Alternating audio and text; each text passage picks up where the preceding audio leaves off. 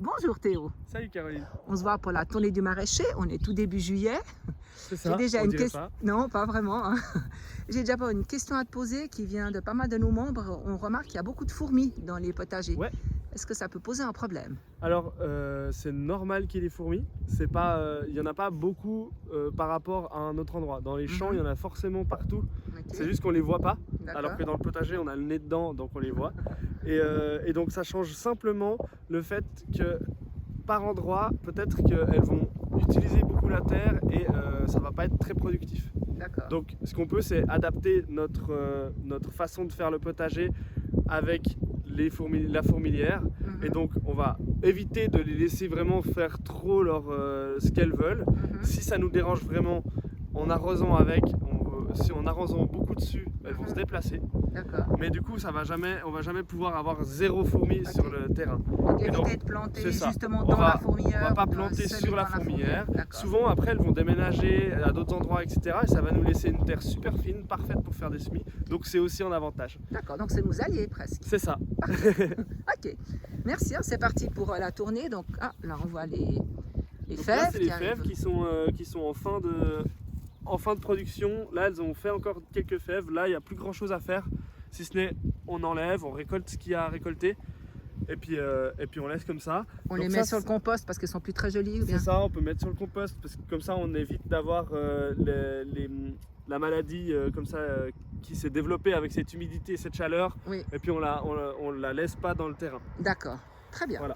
Là, Ensuite, là on a la ici, coriandre. on a la qui coriandre. pose parfois un peu problème pour nos C'est membres. ça. En fait, monte souvent vite en la graines. coriandre avec la chaleur, elle va monter, elle va faire une tige et elle va monter en fleurs très vite. D'accord, Donc un des avantages, c'est qu'on peut faire en sorte que peut-être qu'elle va quand même monter en fleurs, mais au moins elle va faire plusieurs tiges. C'est si on la taille au début. d'accord. Donc on la taille, mais même pour la consommer. Mhm. Donc là, on voit les anciennes coupes qui ont été faites. Donc c'est des tiges un peu épaisses, C'est on ça. voit qui sont un peu violettes comme ça. Et donc ces coupes-là, elles vont faire qu'elle a été faite juste au-dessus d'une feuille. D'accord, Et juste à l'aisselle de la feuille, d'accord. eh ben, on a un nouveau départ. D'accord, donc un peu Et comme puis, un gourmand de tomates en C'est fait. ça. Et puis là-dessous, on a de nouveau une feuille et on a de nouveau un départ. D'accord, Donc il faut toujours couper au-dessus d'une feuille et pas en dessous, parce que si on coupe tout en dessous, eh ben, il n'y aura plus rien qui va démarrer. d'accord. Donc pas Et donc, couper trop à c'est ras, ça. effectivement. Et donc en fait, là, on va avoir plusieurs départs pour une seule tige. Mhm. Donc on va faire buissonner notre coriandre et donc on aura plus de coriandre à Parfait. Puis consommer. retarder du coup la floraison aussi vu qu'on taille. C'est ça. Mhm. Et après, de les laisser fleurir, c'est plutôt bien aussi parce que comme ça, elle peut aussi se ressemer. Oui, puis on peut manger Donc, des graines. C'est ça, exactement. Ok. Il y a tout qui est consommable, donc c'est D'accord, parfait. super. Ici, on arrive sur les planchots. Oui.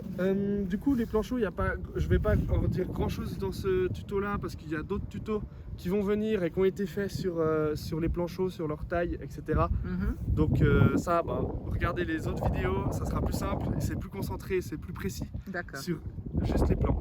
Par contre, ce que je peux dire ici, c'est qu'au niveau du terrain, là, il est nu. Mhm. La terre est nue, on avait laissé comme ça parce que c'était plutôt humide. Mhm. Là, je pense qu'on va arriver quand même sur des températures peut-être un peu plus élevées, fin juillet, etc. Donc dans ce cas-là, on peut mettre un peu de paille au pied des plants Mhm. pour garder humide, laisser la terre, faire en sorte que la terre soit pas trop dure, et puis aussi éviter de désherber tout. D'accord. Enfin, voilà, si vous Très partez longtemps en vacances, peut-être pensez au paillage histoire de ne pas revenir et puis que ça soit la jungle. D'accord. Puis par rapport au mildiou, il y a des membres qui s'inquiètent. Ça a l'air d'aller mieux avec les tomates, mais il faut continuer à être vigilant. Ça va un peu mieux. Là, on voit, elles ont pas mal d'espace. Et c'est vraiment ça la clé. Mhm. C'est de l'espace, de l'air pour les tomates, Mhm. pour que l'air circule et que la rosée ne reste pas et soit pas propice aux champignons. D'accord. Et puis Voilà. dès qu'on voit encore des parties malades, il faut les évacuer, les couper, les mettre Exactement. sur le tas de compost. Ok. Parfait. Ensuite, la même chose. Ici, Les les oignons. oignons qui sont en train de sécher. On voit les feuilles qui se vident et qui Mhm. vont remplir l'oignon. D'accord. Donc qu'on se réjouit de manger. Donc ça c'est Parfait. tout bien. On pourrait déjà commencer à les manger et on peut aussi les laisser sur place pour qu'ils sèchent. D'accord. Donc pour C'est, l'instant, on les laisse grossir C'est ça. encore un petit peu. Et puis on peut les prendre au fur et à mesure. D'accord. Ici on a une côte de bête qui va bien. Oh, joli. Et Certaines côtes de bêtes sont montées en fleurs. J'ai Ouais. remarqué les jaunes. c'est ça, c'est aussi avec la chaleur. Du coup c'est les variétés qui sont plus ou moins sensibles aux températures comme ça. Mhm. Et donc quand elles montent en fleurs, le problème c'est qu'elles vont plus se concentrer sur les potentielles graines qu'elles vont pouvoir faire plutôt que les feuilles. Ok. Donc on peut couper la hampe florale pour essayer de stimuler plutôt la pousse végétative parce que nous ce qu'on veut c'est manger les feuilles, mais après tout est mangeable dans la plante, donc c'est pas grave de manger de la tige de fleurs non plus. D'accord. Il faut juste peut-être plus cuire pour que ça soit un peu plus tendre. Ok, parfait. Oh là là, c'est belle betterave. Ici on a des belles betteraves qui sont récoltables. Oui. Et que les betteraves, faut pas les laisser trop longtemps, sinon elles vont se durcir et la peau va devenir un peu plus difficile à mâcher. Enfin, va falloir les peler, etc. Donc le mieux c'est de les manger pas non plus quand elles sont gigantesques. D'accord. Voilà. Parfait. C'est les poireaux. Ici rien de les poireaux, spécial. bah, ça pousse, c'est les poireaux d'été, donc faut les laisser pousser. Ok. Puis là, un joli plant de patates C'est douces. ça, patate douce qui va faire un couvre-sol aussi. D'accord, donc on la dirige un Donc, petit peu c'est entre ça. les plantes. Exactement, Comme elle ici, va elle fait son petit pousser, chemin elle entre se les choux. développe. Parfait. Elle se développe simplement dans le terrain et voilà. Ici les choux, rien à dire, ça pousse bien cette année. D'accord. Donc on va profiter de ça. Mhm. Et ici Haricots les haricots arames, rien à dire, ça pousse. Et, On peut encore les semer pour ceux et qui on n'ont pas pourrait fait. c'est vrai qu'on pourrait encore les semer, comme les haricots nains aussi, Les haricots qu'on nains va qu'on voit ici. qu'on va pouvoir encore essayer de semer. Forcément ils vont être moins grands, mais il y aura quand même une production en fin d'été. D'accord.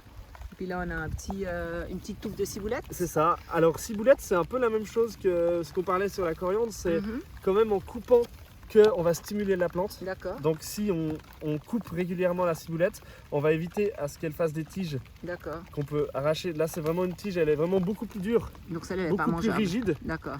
Et ça c'est celles qui vont faire des fleurs. D'accord. Donc ça on peut les enlever, puis comme ça et après on coupe, D'accord. et puis ça va stimuler un petit peu Parfait.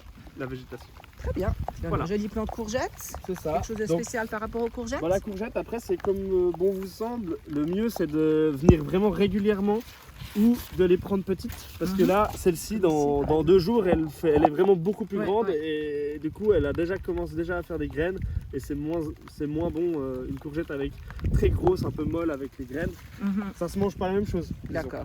Ok. Mais c'est tout à fait mangeable aussi gros. Mais souvent, on fait une autre recette. Super. Voilà. Voilà, puis on a fini nos tournées. Ici. Encore juste l'ail qu'on voit qui est là. Et l'ail, bah, du coup, simplement, là, il est sec. Donc, il n'y a plus qu'à le récolter quand on en a besoin. D'accord. Voilà, Très bien. simplement. Merci beaucoup Théo. Merci.